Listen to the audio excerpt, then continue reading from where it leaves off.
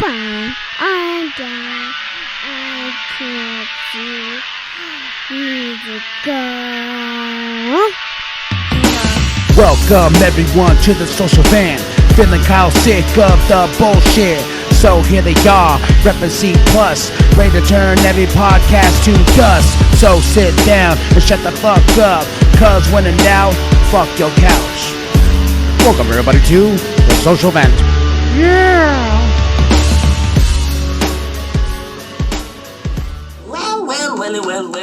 Well, you thought you were the hero of this story, eh, Stripey, my boy? Oh, I'm afraid you are nothing more than a pawn. And unfortunately for you, I suck at you. Ladies and gentlemen, this is KMB, the Sexy Ninja, in the place to be. As always, we have a special guest. I am floored that we even got him here. I am excited, and I just can't wait. We just got to get right into it. Introduce yourself, good sir. Hey everybody, it's David Howard Thornton, Art the Clown from the movie Terrifier and the upcoming Terrifier 2. Yes, I'm very excited to have you here. And also, not just Art the Clown, I have to ask you about this. You are also the Joker. Yes, indeed. I have played the Joker on a fan series that we made called Nightwing Escalation. I'm in the 3rd season of that. How did that come about? Because I was going through your history and I saw that, and I'm a big comic book guy. So seeing that you played the Joker was even much more mind-blowing. Well, I actually got cast as Joker and Art on the same week. So that was a very good week for me with clowns.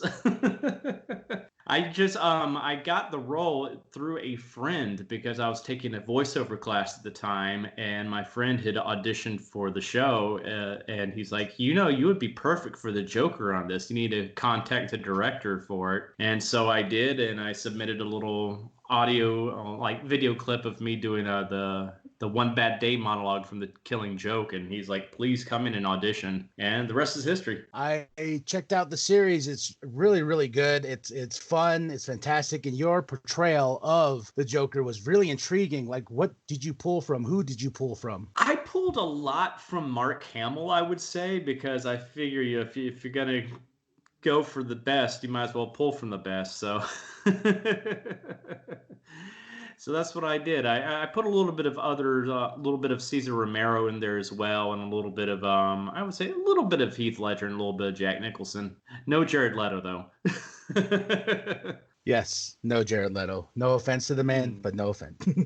Yeah. Also, did you take that what you did with the Joker? Did you kind of apply that to Art the Clown? Yes. I definitely put a little bit of Joker in Art. I mean, you can't help but not. They're both killer clowns, and they have a similar facial structure in some ways too. So, and they both have that malicious glee where they just love, causing chaos and anarchy and killing people. So yeah, of course I put a little bit of Mr. J in Art. Terrifier 2 is on the horizon, and you guys surpassed your budget on Indiegogo. How did you feel when you guys went beyond the mark that you were going for on Indiegogo? Man, that really surprised us. We did not expect to do that so quickly. I remember before we even decided on the amount that we were going to ask for, I had suggested $100,000. I thought I was lowballing it, and Damien's like, "Oh, there's probably no way we could even make that. Let's make it 50,000." And I'm like, "Oh, okay." And we made that 50,000 in less than 3 hours. That was amazing upon itself, because Terrifier just came out of nowhere because it came on Netflix, and Art the Clown has a little bit of history though. When you took over the role, were you looking at Mike Giannoli's work? Yes. I had seen All Hallows Eve even before I auditioned for Terrifier, so I was familiar with Mike's work. And when you play a character that someone else has already played before, you want to keep certain things the same. The Art has a specific way about him, so of course I took a lot from what Mike had already done. He set a solid foundation for me, I would say, and I just kind of built upon that. And I brought a lot of my expertise in doing a lot of physical comedy into the role as well. So you learn from the best, and apply your own spin on things, and that's what I did. With Terrifier 2, do you feel like now that the budget's even bigger, you guys are just going to go balls to the wall, just bloodier than ever. Art's going to go even more sadistic. Oh, yeah. I wish I could say what we've done, but oh boy, you guys are in for a treat. There's this one scene in particular, which it was the main reason we did the Indiegogo campaign, because we knew this scene was going to be very costly for us. And whoo, yeah, there's a lot more blood, a lot more violence. We've brought in stunt actors and stuff like that into this one, and Art's a lot more physical this time as well. So expect some fun fight scenes. With Damien and going into this movie, how do you feel the production set, on set is different from the first Terrifier? Well, we've had a bigger budget this time, so that's helped us a lot that way. We also have a slightly bigger crew this time as well. We have an amazing team, especially that has helped us with production and set design, and they've really upped their game. I saw these women in one night turn this bare room into a full-blown, teenage girl bedroom, which it looked like something I wanted to live in. It was amazing, and it's like that we've had a lot more opportunities to flesh out the world around Art. So we're going to a lot more locations instead of just being stuck in a warehouse building or a pizza parlor. So it's really cool. We have some fun locations that we're utilizing in this. So I wish I could say more. I was looking at the future for you. You have another movie on the horizon called Stream. What is that about? Well, I can't really say much about that one yet because we want to keep a lot of things under wraps because we don't want anybody stealing the ideas. But it's basically it's a fun concept. We're hoping it's going to be a new trilogy that these guys have got in mind. It's actually the Fuzz on the Lens guys, Mike Levy, Jason Levy, and Steve DeSala, that have worked on Terrifier and Terrifier 2. Steve and Jason were our two cops, and Mike was the exterminator that I decapitated in the first one, and they're helping us a lot on production on the second one because they have their own film company, and so they've decided to make their own trilogy, and so that's what we're doing, and they're recruiting a lot of names in the horror world as well to be in this, so it's going to be a nice hodgepodge of a lot of us. So it's going to be a lot of fun. I got that one coming up, and I also have another one coming up that believe I'm going to start filming it next year. It's called Spirit Reckoning, where I'm actually not going to be playing the bad guy this time. I'm going to be playing the anti-hero, and it's a horror western where this guy comes back from the dead after he and his family are murdered by these outlaws, and he's got his face burned off, so he's basically a skull. He's known as like the Skull Cowboy, so he's coming back for revenge, and it's very violent, over the top, just revenge epic. It's going to be a lot of fun. What drove you to be an actor, and what was the films that inspired you to be like, hey, this is what I want to do for the rest of my life? Oh, wow. Well, I basically grew up acting. I was involved in doing church theater, and then my mom wanted me to get out of my shell when I was in middle school because I was very shy, because I was bullied a lot, because I was, your stereotypical easy target. I was a short little nerd with glasses, braces, high-pitched voice, because I was late to the game with puberty, I guess you could say, a late bloomer, so easy target in middle school. And we did a production of Mickey's Christmas Carol that year, and I played Mickey Mouse in that. My mom encouraged me to audition for it, and I got it. And we had some mishaps go on stage, like where the set fell down, and and I didn't stop going with the scene. I just started making stuff up and cracking jokes, and after the end character, and I had the audience just laughing their butts off. And for the first time at that school, I had people laughing with me instead of at me, and I liked that feeling of bringing that kind of joy to people. And I was like, I kind of want to do this more. So I started doing community theater, and then later on went into acting full time after I decided to give up a teaching career. So I haven't looked back since. It's something I've really enjoyed doing. Now, as what really inspired me to go into this kind of profession, I would say it was the movie Who Framed Roger Rabbit when that came out. I was obsessed with that movie, and back in the day, they had a television special where they showed how the movie was made, and that was the first time I'd ever seen how movies were made. And that movie especially, because they use so much animation, they went through a lot of other aspects about filmmaking, not just live action but also animation. And that's when I learned about Mel Blanc did all the voices for the Looney Tune characters, and I was like, oh wow, this one guy does all these voices. I want to do something like that, because I had already discovered I had a knack for imitation as a kid, and so I started building up that repertoire, I would say, there. And yeah, it was just something just clicked with me with that movie. It's like, I want to do this one day. This seems like it's a lot of fun to do, and years later, that's what I'm starting to do now. So.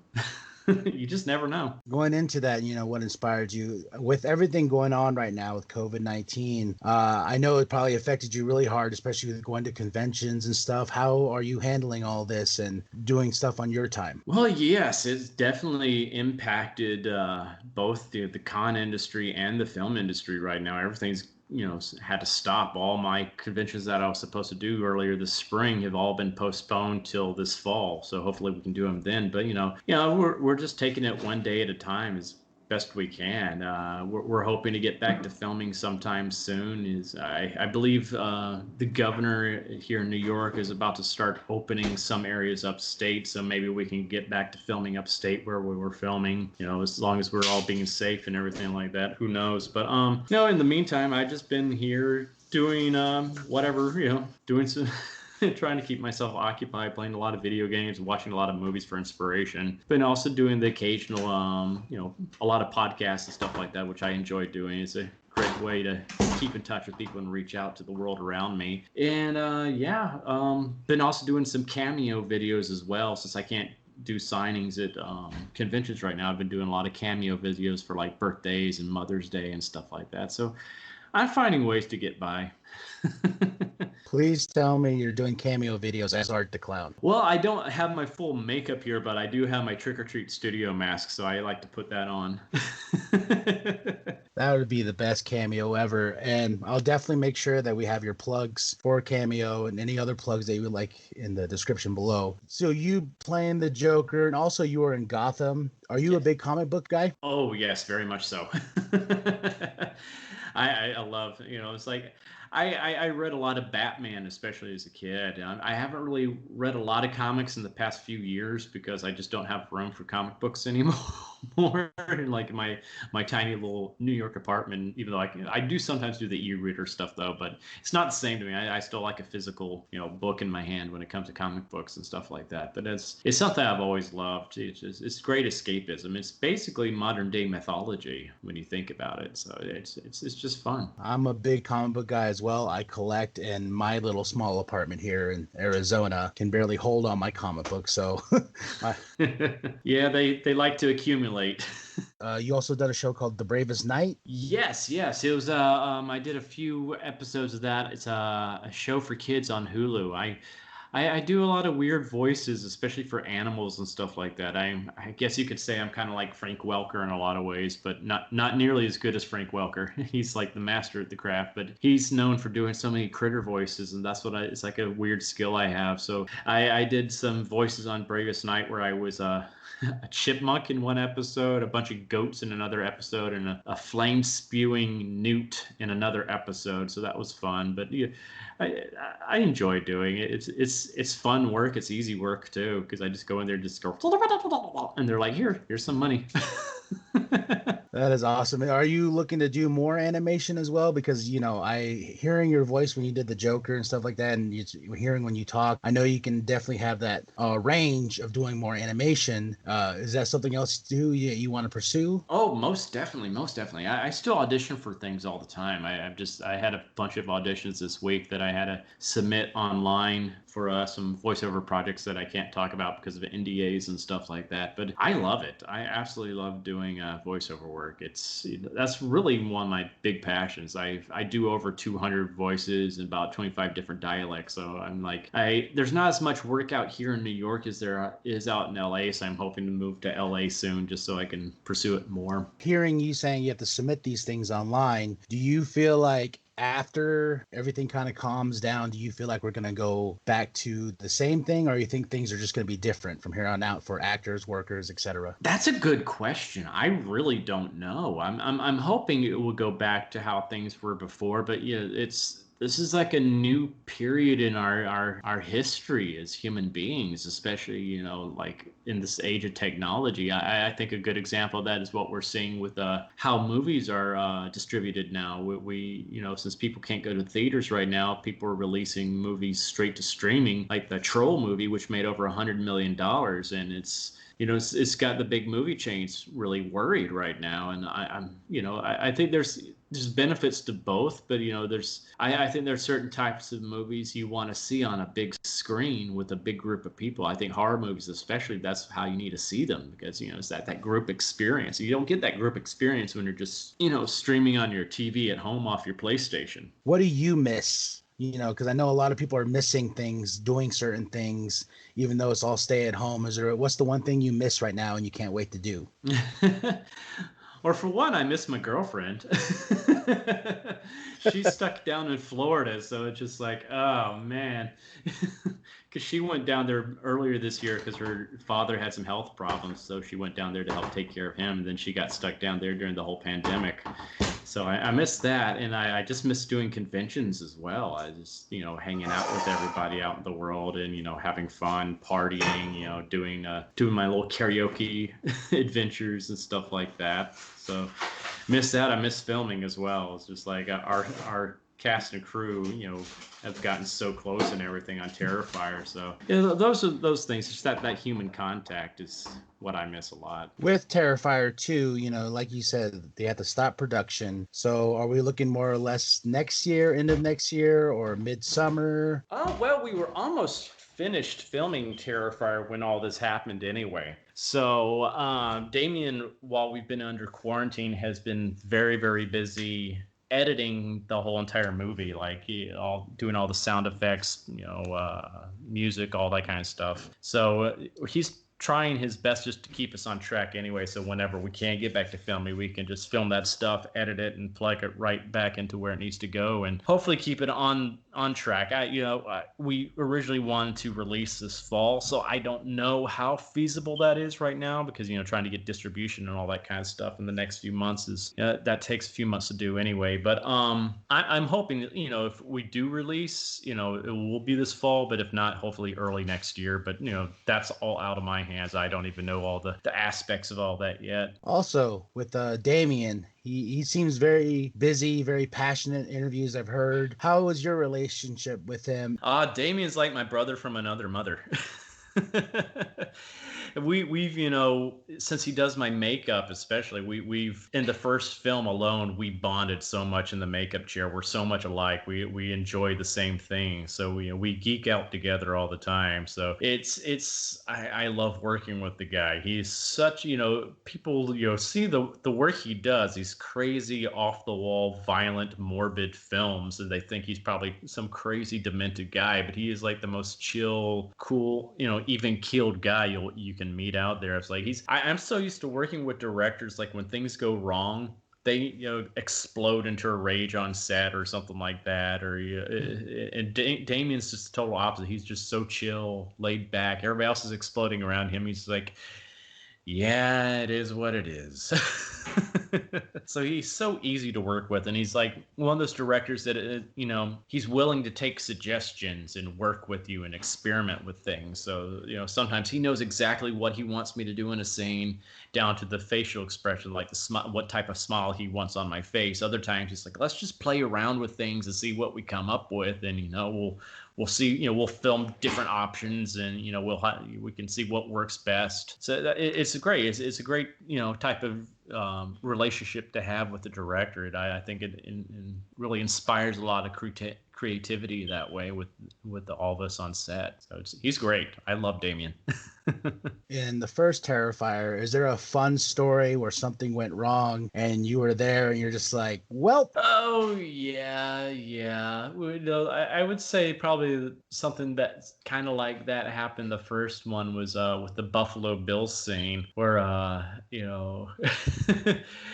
most people don't realize, but I'm not just wearing boobs. I'm also wearing my victim's nether regions. So that morning, Damien calls me up and it's like, Dave, do you have a cock sock? And I'm like, oh, what?